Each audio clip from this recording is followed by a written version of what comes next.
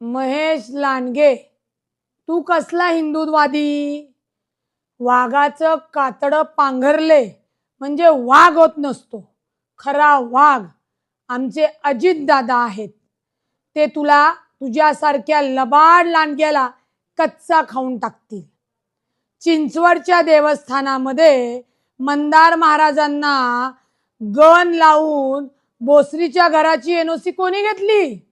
आठवतंय ना? लोकांना आठवतंय.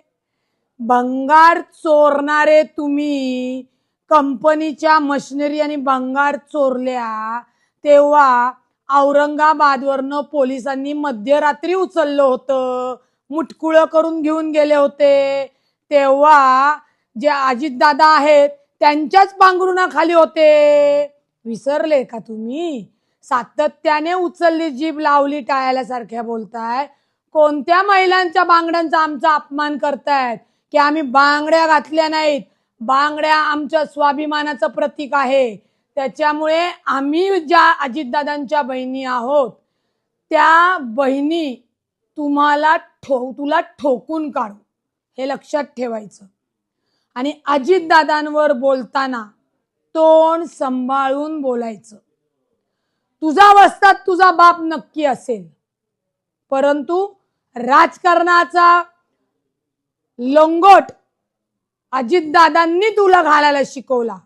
त्यामुळं वस्तादावर आणि गुरुवर डाव जर टाकायला गेलास ना भावड्या, तर तो लंगट सुटून सैरा बैरा पळावं लागेल, पळताभुई होईल.